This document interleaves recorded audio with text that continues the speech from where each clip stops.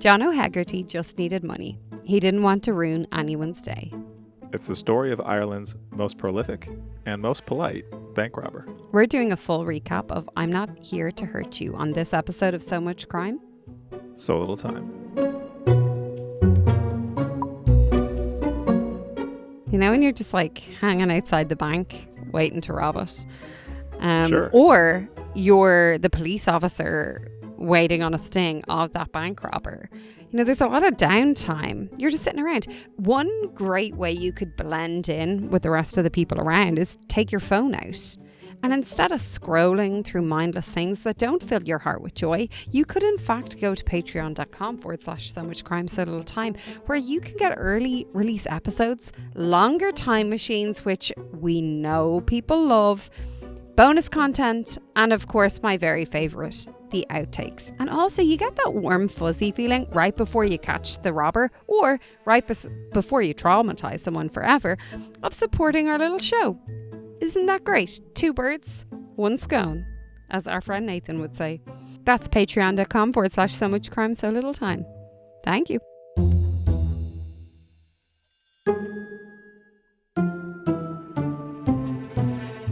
Welcome to So Much Crime, So Little Time. I'm Dee. And I'm Jeff. And before we start, a quick warning.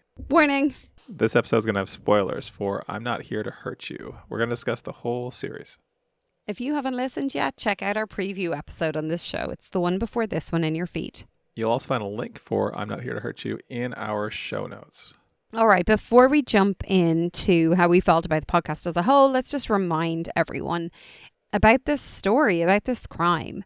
So this podcast was released in the summer of 2023. The host is Kevin Doyle, who is a journalist for the Irish Independent. There are in fact 5 episodes, each 30 or so minutes. The last one is just shy of 20, so quite short altogether. But Jeff, remind us a little bit of the story from episode 1. Yeah, so I can do my best impression of our central subject.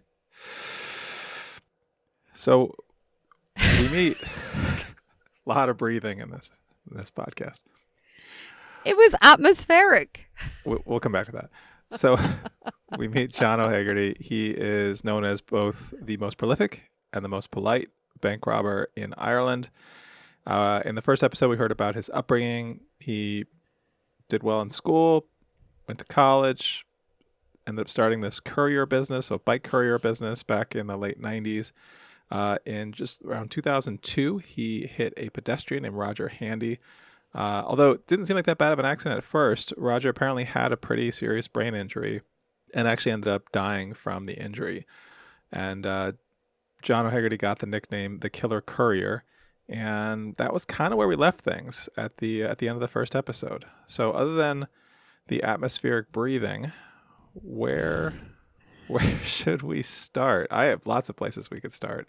That guy has John O'Hegarty has a lot of nicknames. That's what I'll say. Yeah. I'd say in school he was probably called like Hago or something. That's a very Irish thing, I think. Shorten the last name and add no. There's your nickname. I want to can we start with a quick apology and disclaimer from our time machine segment in our preview episode. So indeed. It was not my fault either. It was all Jeff. Jeff, it was wrong. So we had the date wrong, but I want to say, for the record, they never said the date in the first episode, and as part of our process, we do not listen past the first episode when we record the preview. And on top of that, I spent, I would say, too much spoilery time Googling, trying to find the date of this bike accident, and I found two different dates. Without spoiling the rest of it. Yeah, and we know he's going to go on to become a bank robber. So, of course, I ended up stumbling across information on that. I just tried not to read it. I was just really focused on this bike accident. And I found 2 different dates, including over 2 different years, neither of which was right in the end. The actual day of the accident was November 20th, 2002. So our time machine was a little off, but we're just going to roll with it. We did what, September 2022? We did September 23rd, 2002. So we were off by about 2 months. Sure, look. Yeah, it's fine. Anyway, although that's a good segue into, so I thought this was going to be about a bank robber. A lot of this podcast was about this bike accident. Yeah. And then I it was mean- about this descent into drug use, heroin, crack cocaine. There wasn't a lot of bank robbing in this podcast. But like, he did the same thing each time. Like, He robbed like Do you 30 wanna banks, hear? 40 banks. How many banks was it? It was a lot. but do you want to hear about each of them? And how he goes in and just says, I'm not here to hurt you. Put the bills in the back. Well, That would make for such a boring story. how did he choose the banks? When did he almost get caught? How did he kind of develop his whole thing of Jeff, we're in the 90s in Ireland. it's the 2000s. It's the odds. We're in the aughts in Ireland, Jeff. The naughties, as my mother would call them. They're, I don't know what more you want from us. It's a small place. There's only so many banks. At one point, one of the policemen says to him, one of the guards was like, if you went down the country, we wouldn't have found you. It's just because he stayed in Dublin. Okay. How did he pick the banks he robbed? Jeff, Dublin's tiny. Did he think about going past Dublin? We don't know. Okay, two things on this. One is this was ostensibly a podcast about a bank robber, and there was like, I don't know, half an episode about the bank robberies. I guess the fifth episode, where was it from the perspective of the bank teller, that was all about the bank robberies, and that was fascinating. My other thing, which is a little bit more petty and personal, is we've never done a story about a bank robber. I was excited about that.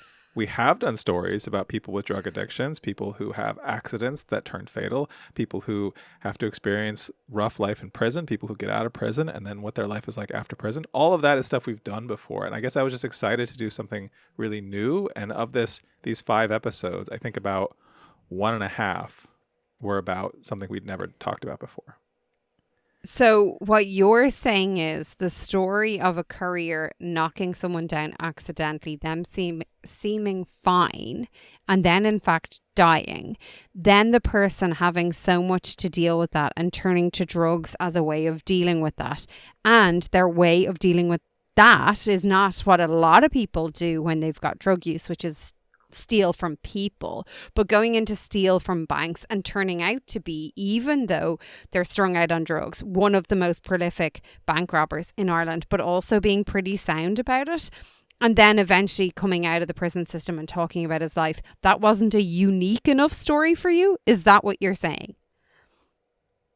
I mean, okay, when you put it that way, I preface that by saying it was petty.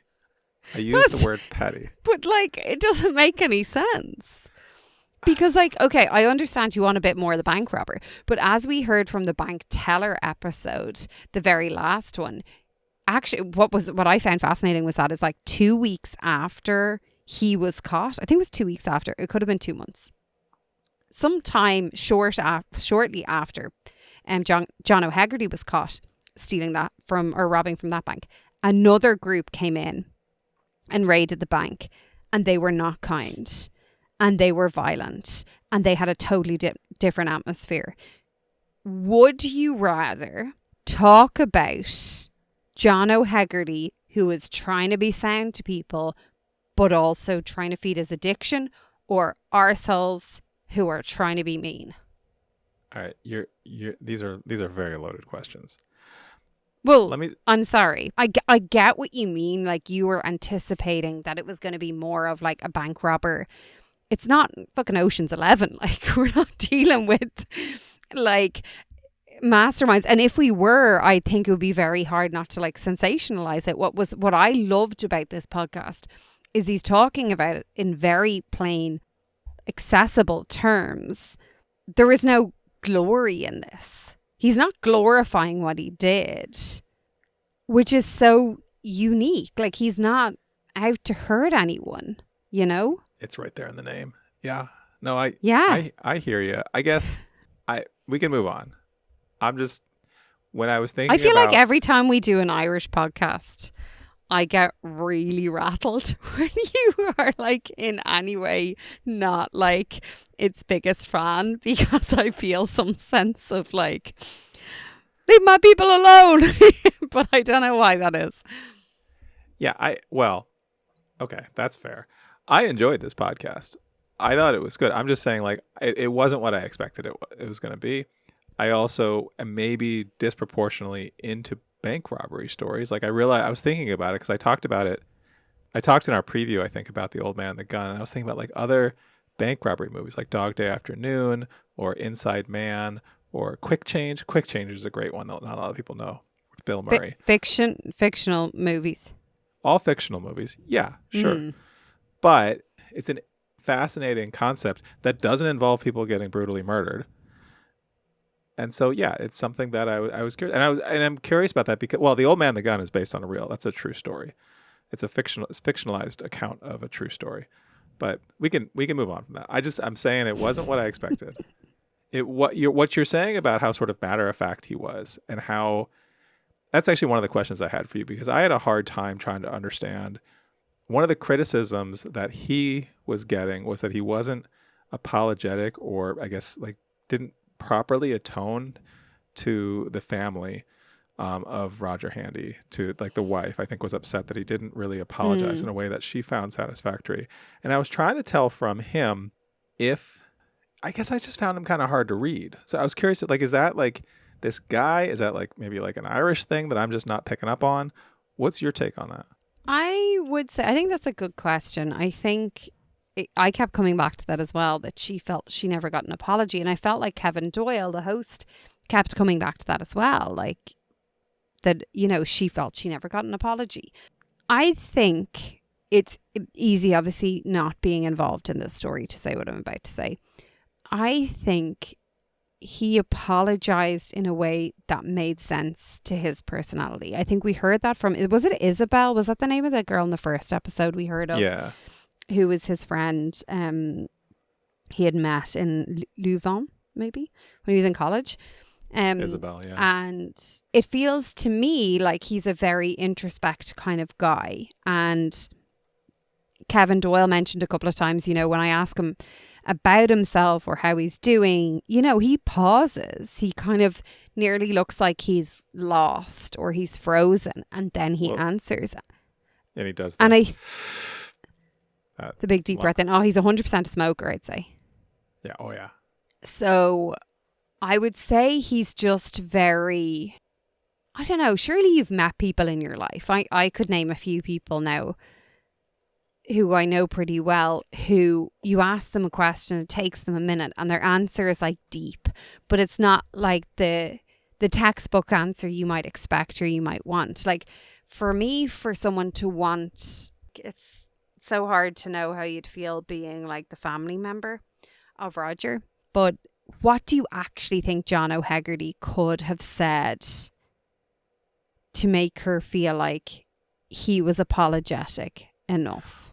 Well, and I guess that's an interesting question, because I do feel like what we get from this story, and we mostly hear from him, but I guess I picked up on what I feel like are enough kind of context clues that he is apologetic. I mean, some of that's in the story. Like, why did he go on the antidepressants and then go down this sort of spiral into much harder drugs? But I feel he like stayed around. He came to the hospital after to check on him. He was calling the hospital, like all of that. Yeah, I was trying to say, like, I think that's because he felt so bad over what he did. Like it kind of wrecked his life. I think that in conjunction with and this is maybe reading into it or projecting my own experience onto it, but I feel like he is someone who is, I guess, emotionally reserved. Like someone who is not going to be maybe overly vocal. Like I was actually kind of surprised to hear about the connection that he had with his dad, whose dad came to visit him in prison, because that seemed I don't really know his character, but it seemed surprising to me. So I guess, yeah. I don't think it's shocking to me that an Irish guy is emotionally reserved. Right. Well, I think what was not shocking, but was a little surprising was how he said he had these kind of like deep heart-to-heart conversations with his dad. That seems kind of surprising to me. The way he said his dad never had a parking ticket in his life. Yeah. That line, I was just like, oh my God. But his dad also that call to his dad and trying to explain to him. And his dad kind of said, like, it's going to be all right. Like, he basically said when he found out what happened, when he'd been arrested, he's like, this is going to be fine. Like, his dad didn't turn his back on him. His dad kept coming to visit him. Like, it seems like he had like an incredibly supportive father. Yeah. which was just, it was just sort of an interesting facet of this whole story from the first episode, where he talked about his own childhood, how he didn't really want for anything, how he had a seemingly a fairly like privileged childhood. He had access to education. He was able to go to Belgium for university. Like he, like it things. Well, seemed like Trinity things were, College is like one of the, it's a world-renowned college. I'm sure you've heard about it. yeah, I have. Yeah, he just seems like a relatively like guy from a stable background who, like, this accident kind of wrecked, like, set his life down this course. The other thing that I wanted to as a coda to that thought about the why he wasn't maybe more effusive and apologizing was, I think the thing that came up in, I think it was the very last the second to last episode, the last episode that was really on John, where Kevin Doyle is talking about his life kind of post prison, and Kevin Doyle really seems to want to know about like what's going on with your romantic life. Oh my God, I know. I just wrote that down. And John is like, really not a whole lot's going on there, man. And I feel like that also speaks to sort of like even if there is stuff going on, he's not going to talk about it. Like that's well, I don't know if you picked up on this, but in the final episode, the bank teller episode, they replayed a clip about how John O'Hagerty was saying how he stuck his beard on. Yeah, I remember that part.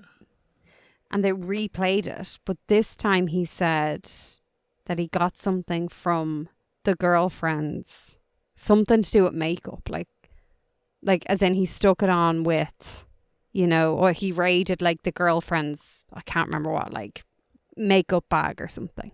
And it wasn't in the first room, from what I heard, which I thought was interesting. My point is that he mentions it in this clip, but it wasn't in the main episode. And that linked with Kevin Doyle trying to press for like information.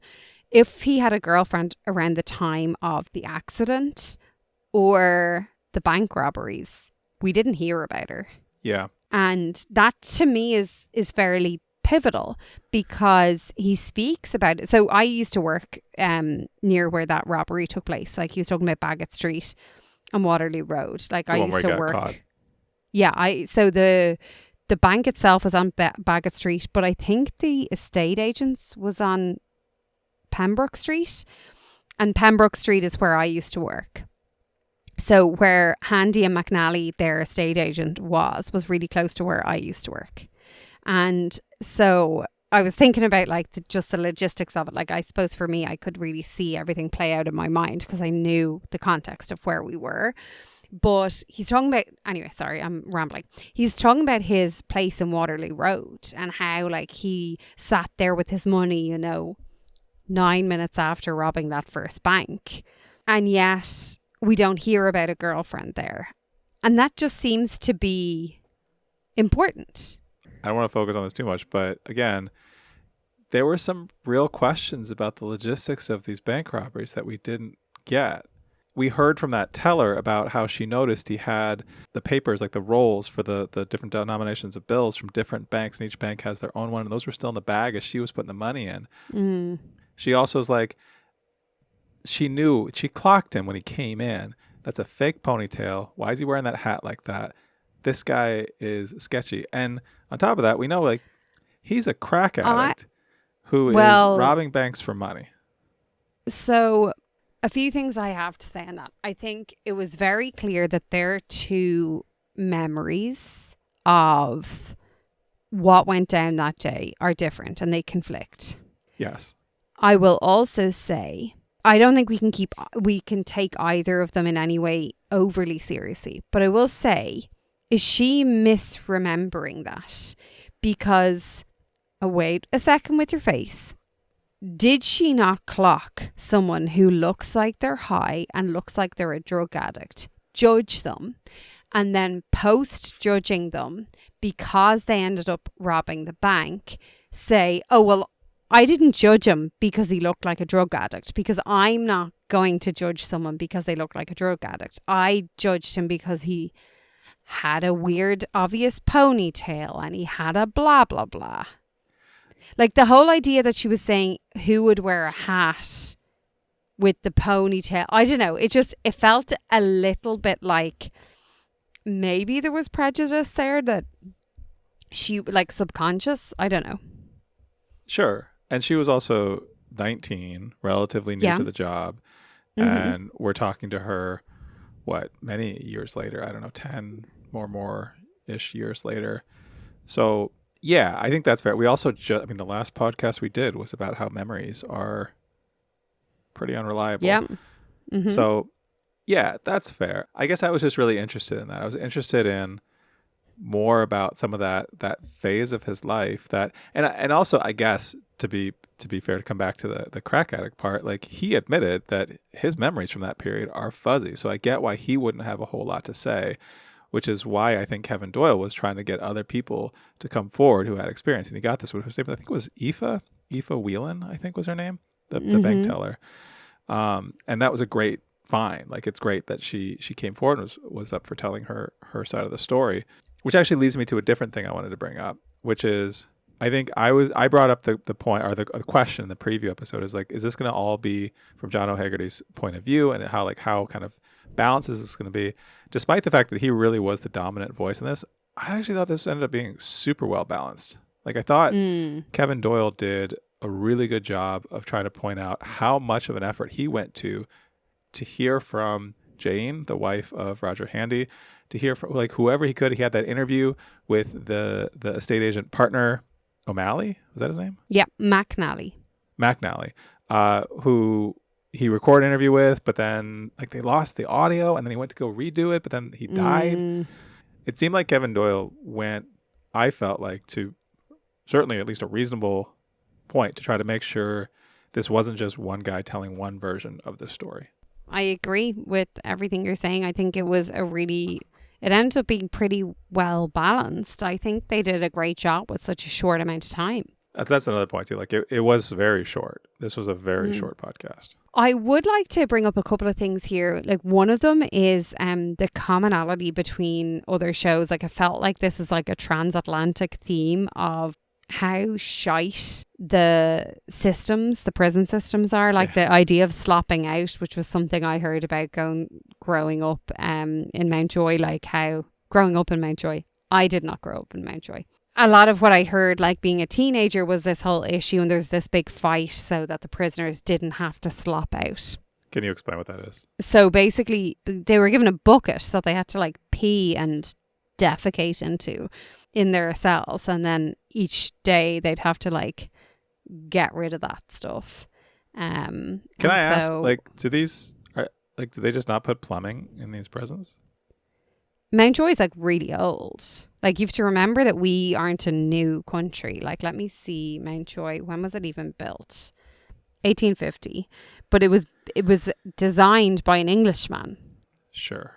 It was initially intended as a holding place for men sentenced for transportation to Van Diemen's Land, or Tasmania, as it was. Yeah. As it's now known. So I don't think they gave a shit about, you know, the people, but it was never upgraded. And, like, the Mountjoy's, like, in the heart of Dublin City. I think that's another thing, you know, the way when we talk about prisons, like, that are in the middle of nowhere around here. Yeah.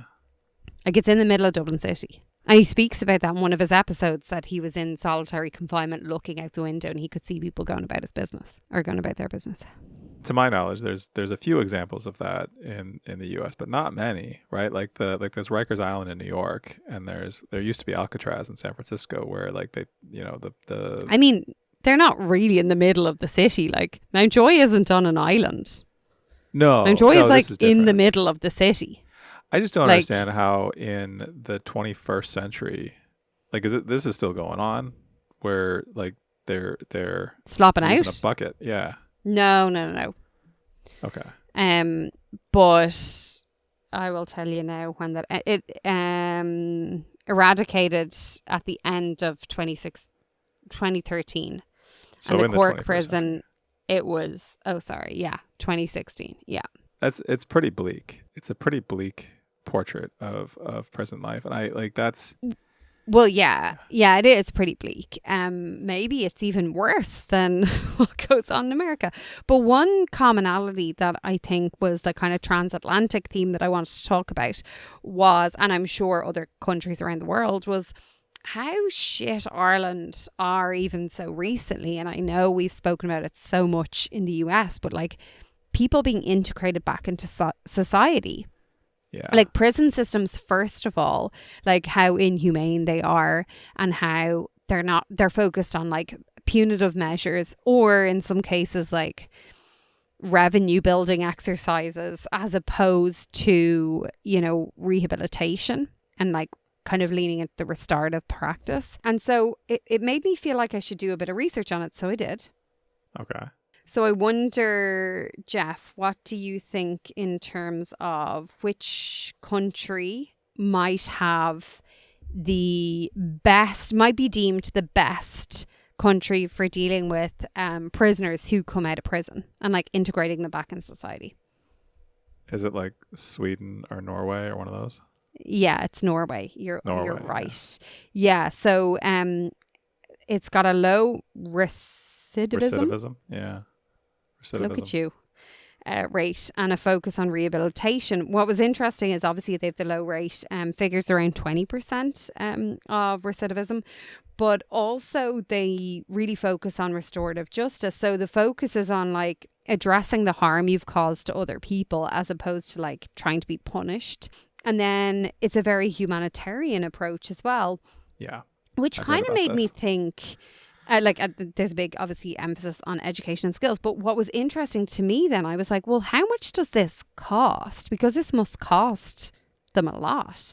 So what do you reckon on average the US spend per inmate per year? Per inmate per year in the US? Yeah. Average. That's an interesting question. $30,000. Very close. 25,000. Oh, all right. What do you reckon it is in Norway? Well, I'm going to guess less. 20? No, I mean, that wouldn't make any sense, Jeff. How would they do more with less? Yeah, 40. Okay, 127,000. Oh, I was way off. Yeah, but I think the point from what I'm reading is like Norway sees the long game, the US sees the short game, and then the long game for Norway is like, let's get these people back out and like contributing to society and like help. And the US thinks, and I think in Ireland, like I've heard the point of like, well, prisoners shouldn't have this and they can't, it's like they're on a holiday and blah blah blah. Like they're not on a holiday, they're sleeping in a shite room. But anyway, right. I found it fascinating. It is fascinating. It's very different from what I'm familiar with the US. And part of it, I mean, honestly, to that last point, part of it is just not feeling like you're in a prison. Like my recollection, this is a while ago that I read this, is that their prison cells feel more like apartments. And like you think about the psychological effect that has. I mean, he talked about being in this solitary confinement where there was a TV just on full blast. And I know. And that, you know, that's the kind of thing, like that kind of like psychological torture that we know goes on in the US prisons as well, right? Like the amount of time that people spend by themselves in a windowless room or with, you know, very little access to socialization, like how damaging that is to people, and how like, how are you possibly going to come out of that in a place to be a productive member of society? You're going to come out, aside from the fact that you can't get a job because no one wants to hire someone who has like a prison on their record, but you're not ready to function in society after all of that. So I know. I think it was interesting to hear, and I feel like this was also part of why we've talked about this before, one of the sort of difficult parts of such a short podcast is we get little bits of things, and there's some really interesting bits. And when we hear about when he gets out of prison, we hear about how he kind of scrapped together to get a job, how he cut a couple of different things, like a sales job and like different things. Like, was it house cleaning, I think he did as well, where he didn't have to talk to anybody, and how he kind of dodged the question of how he'd been in prison. And that was super interesting, but it was pretty brief. And I mean, we could have spent more time on that. Maybe this was a good amount, but like, actually, the question I had was when he was leaving prison. That was an interesting story where they're basically just like, it almost like caught him by surprise. It's like, all right, grab your things, let's go. That was wild. And there was a little bit of like, great, this is exciting, I'm actually getting out. A little bit of sort of like, oh, I didn't get to say goodbye to everybody that I wanted to say goodbye to, like the people that were helpful to me, the guards or the other prisoners, the teachers in prison. It sounds like he was able to get a master's degree while he was there. It's like Pretty he impressive. made the best of this situation. He became a bit of like a workout freak, and that's the thing that he's been able to kind of lean into. After there was a funny bit about Kevin Doyle saying he always showed up with like his gym bag whenever they had interviews. So we got these little like glimpses of how he sort of made the best of it and became kind of a different person through this experience. And even though some of it was really awful, like there were bright spots in his story, which I thought was really interesting. It was really interesting, and it made for, I don't know, oftentimes I feel like we're dealing with a perpetrator and a victim, or multiple victims, or the families of the victims, and maybe the perpetrators' families as victims. But I think what was interesting is here is like, obviously Roger Handy was a victim, but O'Hagerty is also a victim of the accident that he absolutely says was his fault, but he is a victim in this story as well. And I don't know, I just thought it was an interesting thing to hear. One of the things I was comparing this to was Fire Escape, where in that one it was similarly a prison story, a drug story, a kind of redemption story, but the crime in that was the woman in that story ran a red light. She was high, like she was on drugs when she did it. Here, for all we're told, John O'Hagerty was perfectly sober. Like his drug kind of whole problem developed as a result of the accident.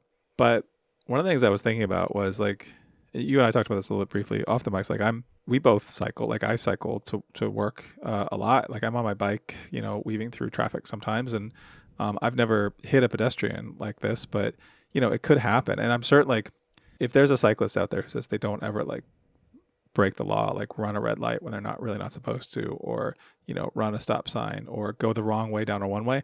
I go the wrong way down a one way every day on my way home. It's about 30 yards, but it's a significant shortcut, and there's clear sight lines, and I've never hit anybody.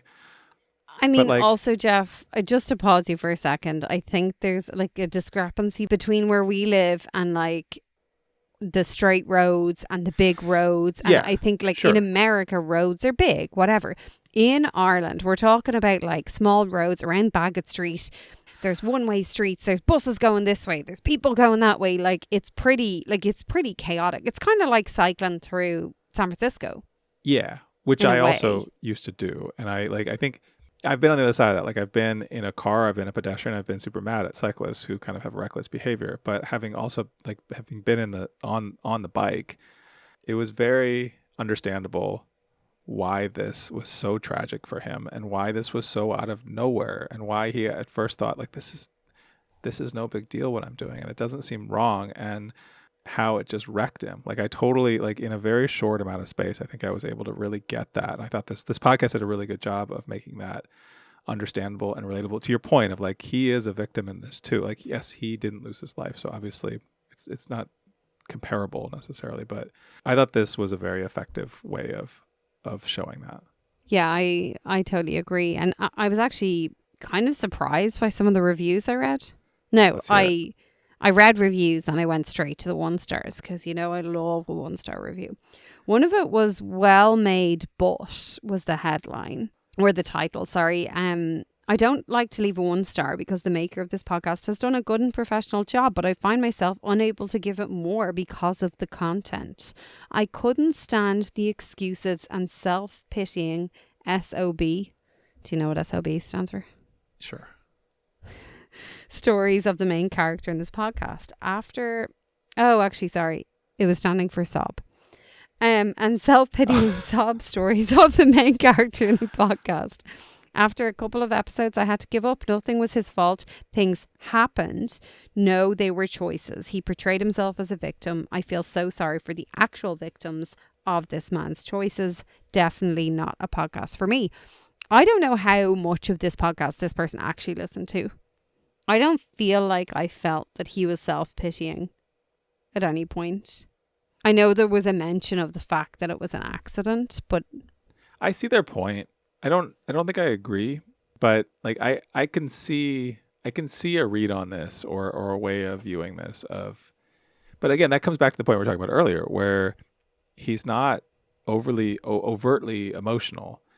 He is reserved. I think it's almost like, the way you describe someone with autism, who like you think that they are condescending or you think they are an asshole, and really they're not emotive in the same way you are.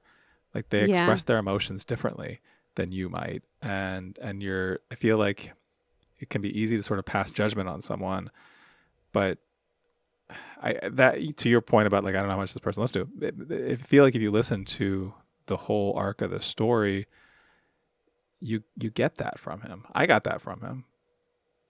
Yeah, and I think there's an element of that, and I think that point you made is true. Like people show and deal with emotion very differently, both physically, verbally. Like it's all very different. So that one was a 1-star review.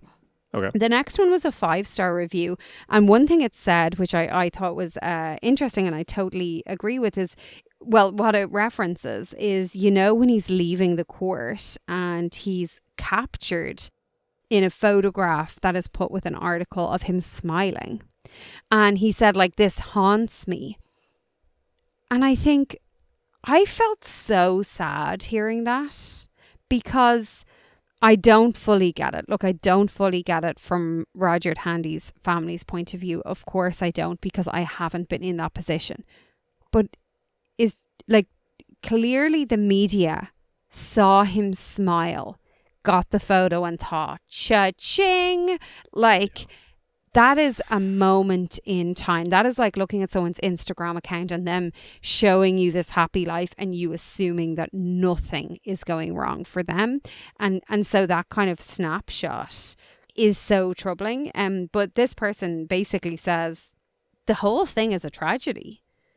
Like, the man who lost his life is the main victim. However, the man who caused the accident was also kind of, they say, a lesser victim. I don't necessarily agree with the lesser point of view there. But he clearly needed help and was proper. Yeah, we don't have to be in competition here. Could he have simply apologized to the victim's family and sought to do some good work to make amends? Probably, but trauma can cloud reason. Did he not? I think he did apologize, but as you say, it was in his own way. And I think his amends was nearly trying to be like invisible. Obviously, his way of being invisible ended up with him being the most prolific bank robber in Ireland. And I'm kind of laughing, and like, that's in a way, like, obviously not ideal, but no. There was another one. Okay, I have two more reviews. Poor journalism is the title of the next one.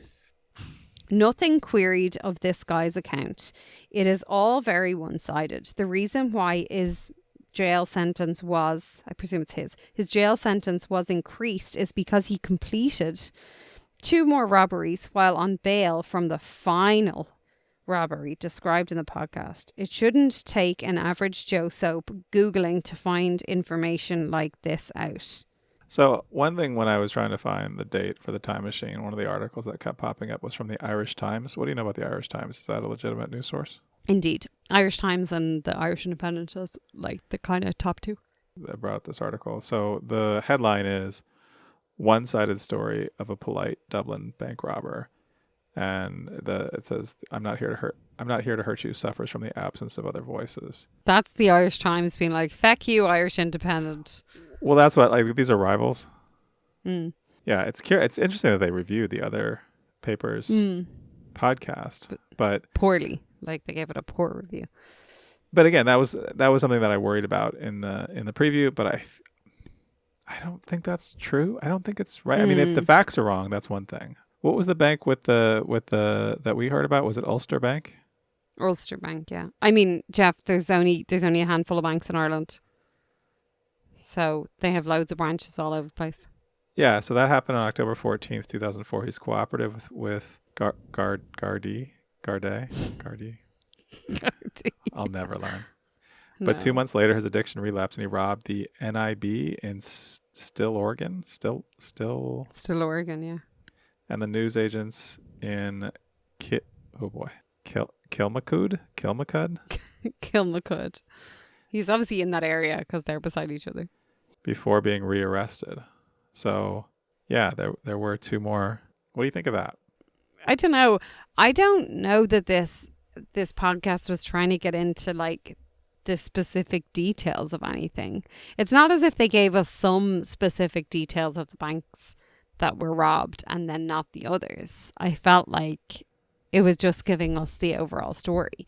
And maybe if this was 2 or 3 more episodes long, we could have had more of those. And maybe that's the criticism. Maybe it is, hey, you should have done a little bit more to tell us a little bit more of the detail. I think that's a fair criticism. I think it could have been 2 or 3 episodes longer and filled in some of these gaps and maybe less opened it up to this criticism. I would have listened. Sure. Yeah, another hour and a half. No problem. Come here, I love this very last review. I just love the last sentence, or the last part of the sentence. This series is definitely worth your time. The story is fascinating. O'Hegarty explains his MO in great detail, including his disguises. I don't think he does it in great detail, but anyway, there's an upsetting and unexpected catalyst to the tale. Still, there are times when the storytelling feels like lip smacking. Doyle really does try to be fair, and this is undoubtedly a cracking yarn. I had written down cracking yarn. I was just waiting for the right moment to say it. Such a good little tale. Would you, in the end, it sounds like you would recommend this. Yeah, I thought it was really interesting. I am kind of a little bit on the hunt now for a good bank robbery story for you. I would love that. Well, next up in summer, the days get longer, but the episodes get a little bit shorter. We're launching a fun summer series. Look for a bonus episode soon. What should we call this summer series? We need something catchy. We need something fun. That's on the next So Much Crime. So Little Time.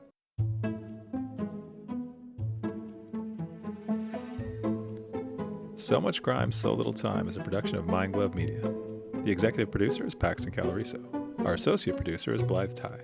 Our theme music was composed by Vyacheslav Starostin. If you haven't done it yet, please subscribe to this show on your podcast app. And don't forget to give us a 5-star rating and a review. Even better, tell your friends. To join the discussion, look for us on social media. Check out the show notes for all the links. Thanks for listening.